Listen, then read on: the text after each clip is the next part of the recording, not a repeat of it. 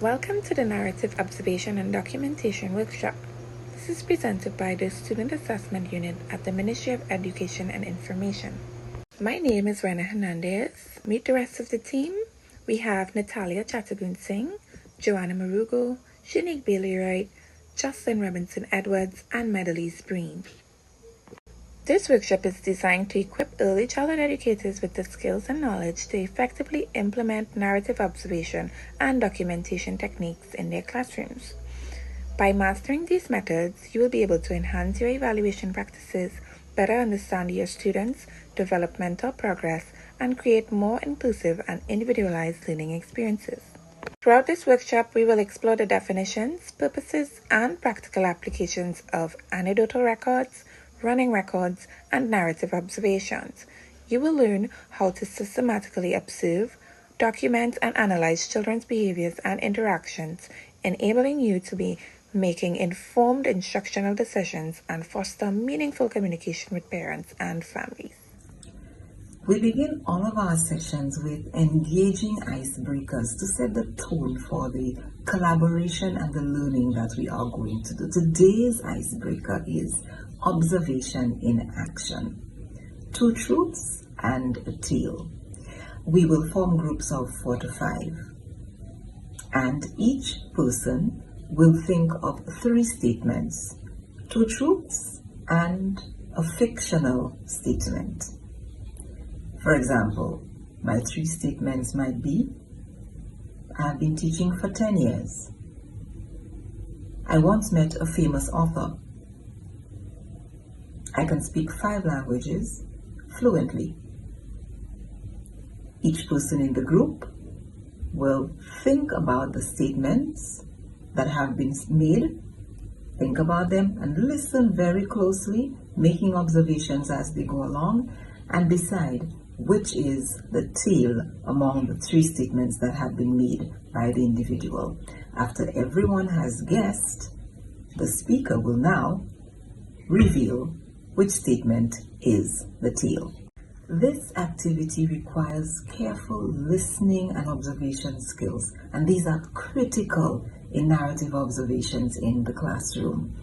Sharing stories with colleagues builds rapport, it builds a trust, just as sharing the observations that a teacher has made in the classroom with parents and colleagues. That can build a rapport, and that can build on the relationships between teachers and parents.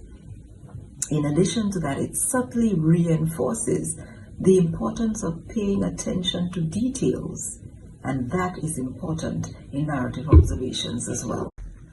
This brings us to the goals and objectives of this workshop. The goals are to 1.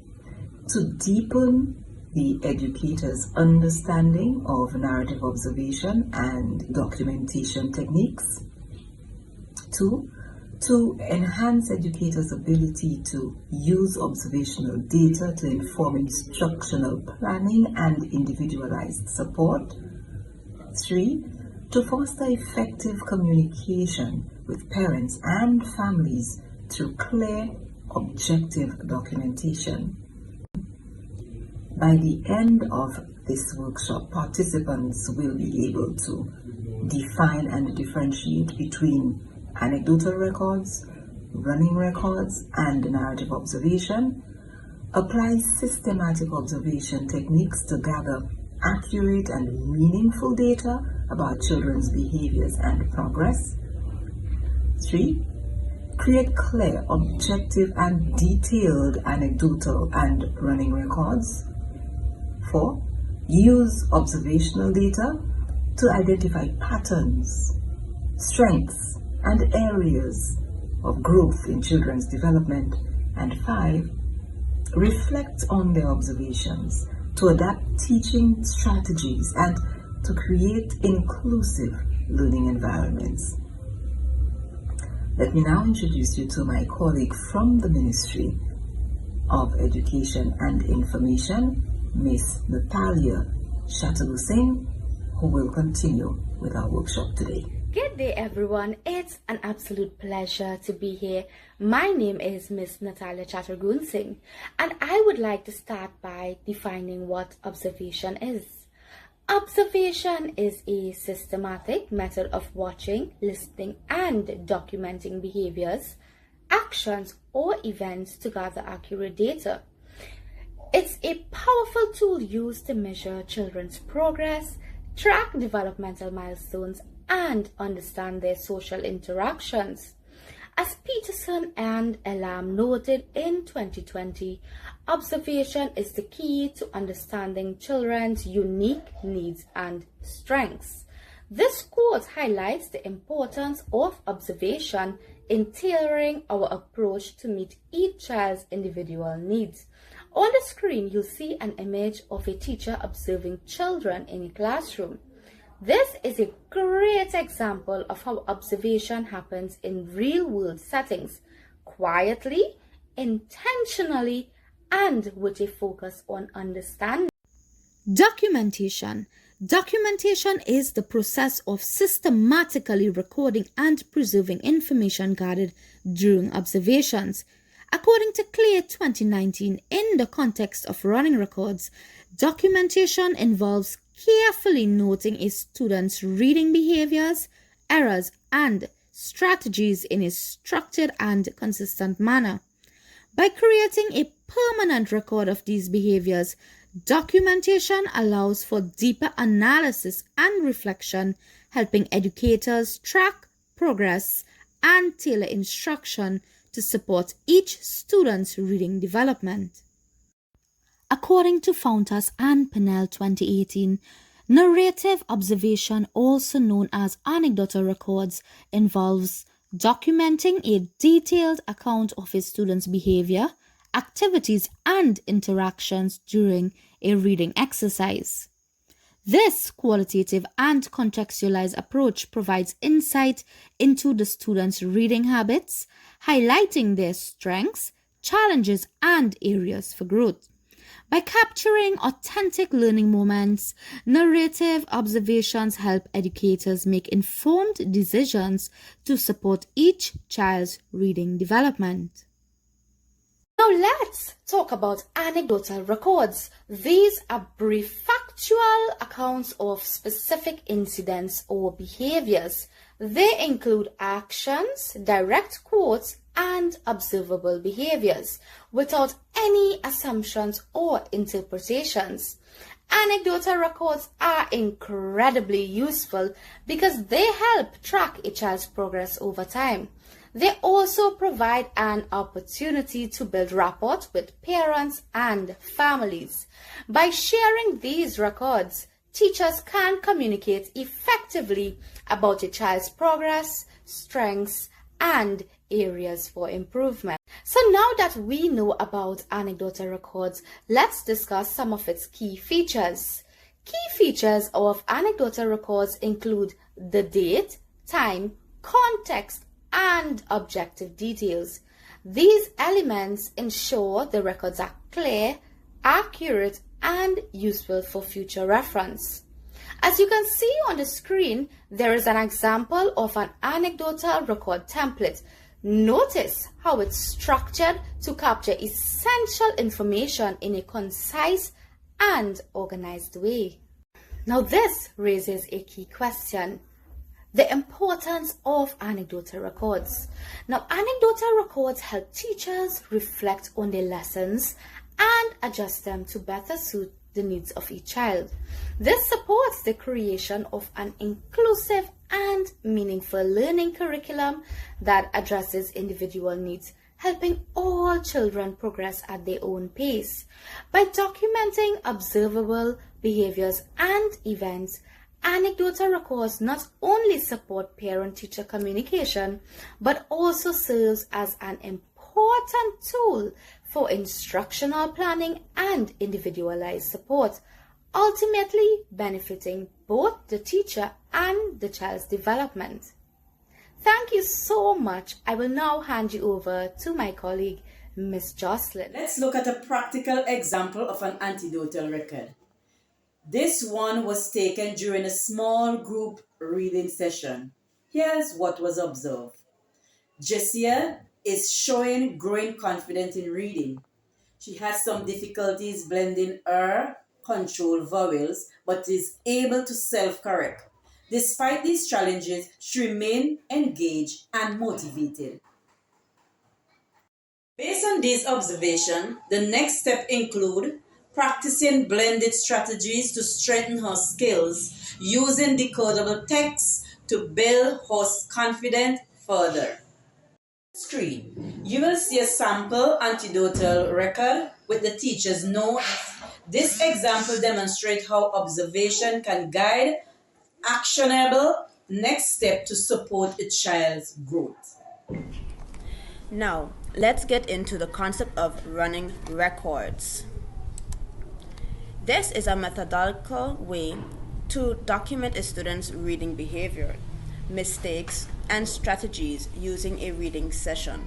It's a powerful tool because it provides both quantitative and qualitative data, which can help guide your teaching methods and tailor instruction to meet the needs of each student.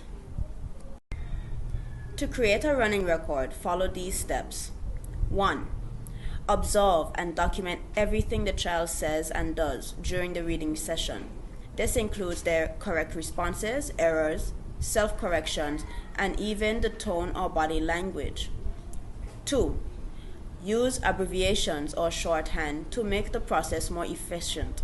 For example, you might use symbols like SC for self-correction or R for repetition.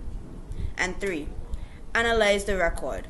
After the session, to identify the student's strengths and challenges, this analysis will help you plan targeted interventions or support.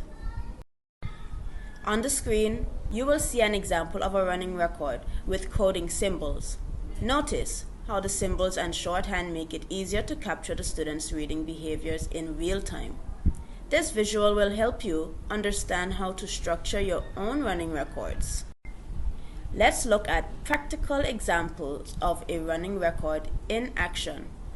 Here we have a student, Janessa, who is 7 years old. She's reading a book entitled The Big Red Dog. During the observation, we noticed a few key behaviors. Janessa struggles with blending sounds but is able to self-correct familiar words. This shows she has some strategies in place for decoding. However, she hesitates on less familiar words, particularly those with R-controlled vowels like car or bird. This indicates an area where she needs additional support. On the screen, you'll see a sample running record with error analysis. Based on this running record, the next steps for Janessa could include 1. Reinforcing R-controlled vowels through multisensory activities such as using letter tiles or drawing attention to these patterns in text. 2. Encouraging self-monitoring for meaning, which means helping her check whether the words she reads make sense in the context of the story. This example highlights how to identify patterns in a student's reading and use that information to inform your teaching. Running records give valuable insights into your students' reading development and provide the targeted support they need to grow as readers. Now that we've explored running records, I will invite my colleague, Ms. Shanique Bailey-Wright, to move on to the next topic. Good afternoon, my name is Shanique Bailey-Wright, and today I am going to be talking to you about narrative observation. What makes narrative observation unique? It is its stories-like format. Instead of just recording data points, it describes events in details, offering context to a child's action and behavior. For example, it might capture not only what a student did during a reading session, but also how they react emotionally or socially. This method allows educators to understand the sequence of events and the factor of influencing a child's response, such as their confidence level, engaging, or interaction with peers. By capturing these details, narrative observation become a powerful tool for understanding the whole child and making informed instructional decisions. As we conclude this workshop, take a moment to reflect on the skills and knowledge you have gained today.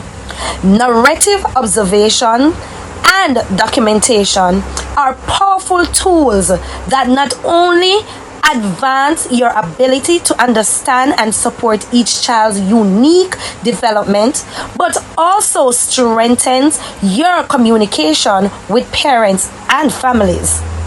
By systematically observing, documenting, and reflecting on children's behavior and interaction, you can create a more inclusive, responsive, and effective learning environment.